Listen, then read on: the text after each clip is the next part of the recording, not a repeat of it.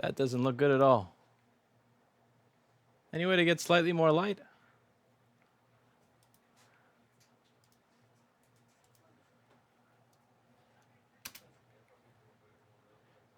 So this here is U8900 on the 820 3332 board. This is the buck converter controller, buck controller for the graphics chip V-Core. So this is what's going to power the graphics chip, and the 2012 Retina has an issue where you'll get kernel panicking or screen issues where it'll, just blank screen every now and then. This is very similar to the 2010 MacBook Pro with the cap issue that we worked on yesterday. It's very similar to that, but not quite the same thing. So if we were to look this up over here on the screen, U8900, and bam. Here we go. So it says a GPU, GFX, graphics, V-Core regulator. So this is going to take spikes of 12 volts. It has two phases over here. It has phase 2 up here, phase 1 down here. And these transistors are going to take spikes of 12 volts and turn and chop it up. So it's going to take the flat 12 volts, turn it into 12, 0, 12, 0, 12, 0, 12, 0. And that's going to even out into something around like 1 volt or 0.9 volts. And this, because of the way the board is shaped and because of how fucking hot it gets, will often start to actually come off of the board. Now let's see if we go back to that picture. So that, what happens if you up the light on the? That's as high as it can go. Oh, is it just the exposure all the way down? Those buttons on there. Yeah. AE is the left one, which is your right. There we go. So I don't know if you can see, but some of those look a little bit cracked. You heard of iFix Screens before? Yeah, that's a really original company name. It's not like I probably haven't heard of a million people with the exact same name. Ha! In chat. Yeah, so there you go. You may be able to get a bit of a better picture now. So let's see if we can make this have V-Core again. I can't tell you if I've heard of iFix Screens because that is just the most generic name in the world. It's kind of like asking if I've heard of a Michael, you know? It's like the world's most generic name. Oh. That's very overexposed now. And when you zoom in and out, you gotta tap the button twice or so. It's annoying. I wish it had auto exposure, but.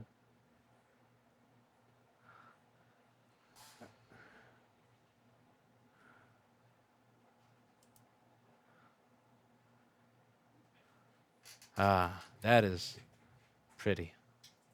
Pretty dusty. Pretty crappy soldering, but. Would you use tweezers or micro pencil for this? Micro pencil. All right, let's see how the micro pencil does.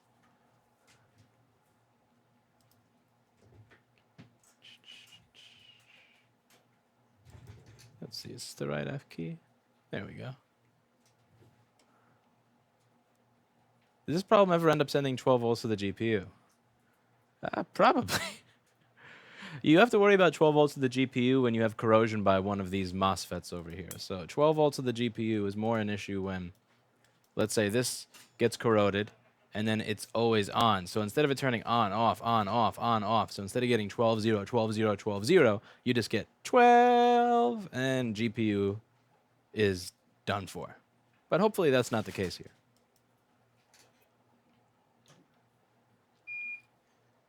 Note that we are turning on a fume extractor. It's an iPad rehab.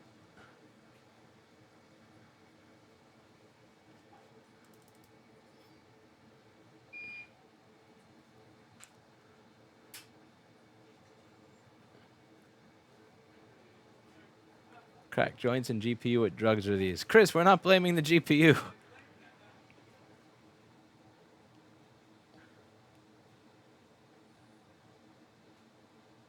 That's I believe, the T30-KN micro soldering pencil tip on the FM2032 iron. I probably should save Shilling affiliate links in the description for after we see if this actually works. But, we can always edit, right? This is a recording, not a stream. We can always edit, right? It's not like this is live. Is not VCore usually when you end up throwing the board usually? This is a common issue, so not on this one.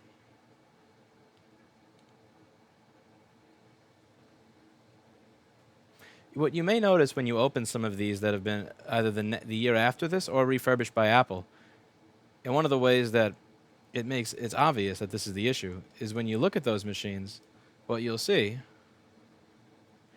Poor Tim. Poor Tiff. Here you are fixing U8900 issues while I'm missing PM Sleep S4L and P3V3 sus. Tim, where are you getting these boards from? All this junk. Anyway, what you're going to notice on these boards, if you look at the Apple refurbs, is they have this big piece of rubber around the chip. Almost, it looks like, somebody just cut up a tire and jammed it in there to keep the board from flexing at that point, which is a very obvious hint that Apple understands that there was an issue here.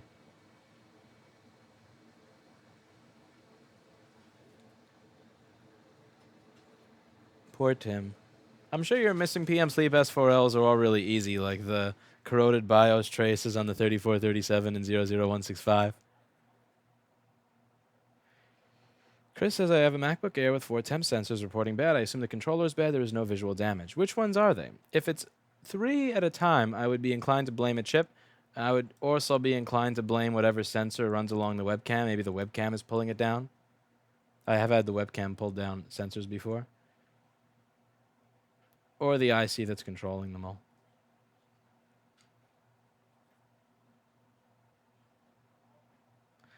I inherited my sister's MacBook Pro 2010. Should I be worried? You should only be worried if she fixed it following the fucking scam that this asshole posted on YouTube on how to replace the capacitor. That fucking asshole that told everybody how to break their stuff. Yeah, fucking prick. Hope he eats shit and dies. Yeah, there's that. All right, let's. Or what? F6. All right, I know my shortcut.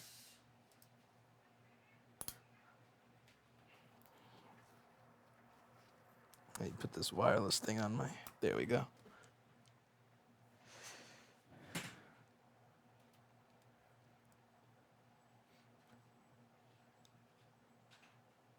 I get these from wholesale customers that think I'm a sort of god. Unfortunately, this board has no liquid and was a waste of time. Yeah, so Tim, it sounds like you're getting really shitty boards to work on.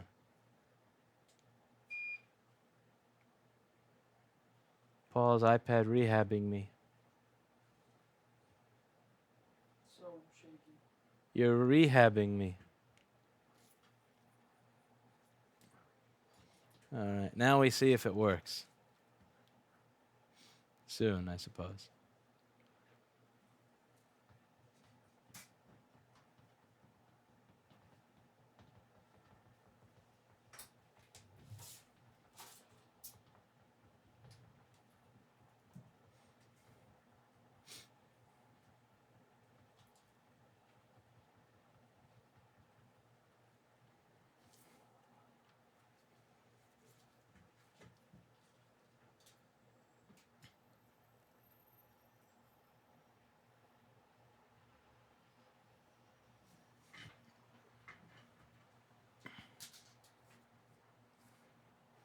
The articulating stand is making me sick.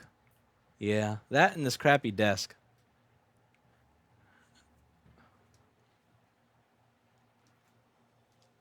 Now we wait.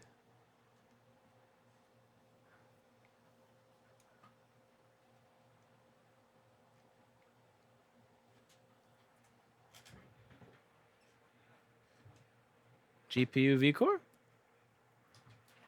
Hey! Well, you have GPU vCore because you have a backlight, which means that you must have an image because you wouldn't get a light without that. Now we have to show YouTube land because they won't believe us. They're still going to believe this is a scam anyway since we didn't show that it wasn't working in the beginning. Yeah, let's go with the microscope. Waiting for a question mark holder. It has a heatsink? It doesn't deserve a heatsink, but all right. But at least it has.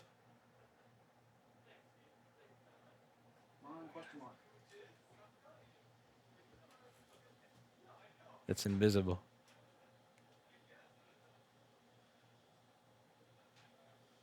Adjust exposure, maybe? Give it a Vice level of exposure. Give it a Vice TV contract. There we go. All right, so that is how we do on the 2012 MacBook Pros that do not have an image. Usually you'll have to check GPU vCore. If you're getting 0.6 volts or 0, this can be the issue. You can also tap in that area. And again, Apple kind of made it obvious what was going on with these, because when we get a hold of a refurb board, you would see that there was this rubber imprint around the chip, kind of like a cushion to keep it pushed onto the board. So I know how when when people leave comments on Jess's channel going, you know, can I just open up my iPhone and like shove a piece of paper in there to keep the Touch IC pressed to the board? And Jessa will say, no, you can't. That's not a professional, proper way to fix it. Well, that's how Apple would have fixed it. So, that's how, because they used the same board with the exact same shape for 2013, and then 14, and then 15, and you get the fucking idea. So, yeah, this is a problem that I imagine is going to be happening to a lot of 15-inch 2012 Retina MacBook Pros. People are going to be replacing graphics chips on them and not understanding that the cracked joints are on this and not the GPU. They're going to waste a lot of GPUs. They're going to waste a lot of time. And I'm here to tell you again, like, Paul, show them what's next to you. What's next to you? How often do we use that piece of shit? Oh, it's on the floor. Yeah, like the $7,000 BGA rework machine so that I put my jacket on and that you put your bag out of the morning. Jason stands on it to get to the computer. Jason stands at it to get to the computer. Yes. So I don't want to perpetuate the lie that you need that machine to make money, nor do I want to perpetuate the lie that that is the actual repair. A lot of the times when you think it's a graphics chip, it's not, which is actually a good thing, because most of the time you're not going to be able to buy a graphics chip that works anyway. You're going to get sold some piece of shit where somebody scraped off the 2011 or 12 date code and put on a 2017 one and is selling it as an upgraded chip, and they're not going to be a... Oh wait, no, I moved them to my eBay claim pile, or my AliExpress or chargeback pile. So yeah, that's what this is what fixes this problem, and it's great because it's a simpler fix than having to deal with actually replacing a GPU that you need an expensive machine for, that even once you have, you can't find good chips for. So there's probably a lot of these sitting in e-waste facilities. There's probably a lot of these sitting under people's beds and nightstands or on eBay, and all of you should go and find them, because if you can do this. And if you understand logical problem solving and troubleshooting and you're not being a please bro, you should be able to fix these and make stuff work again, get these back into the hands of people that can't afford to buy a new one, and make some money for yourself. So that is it for today, and as always, I hope that you learned something.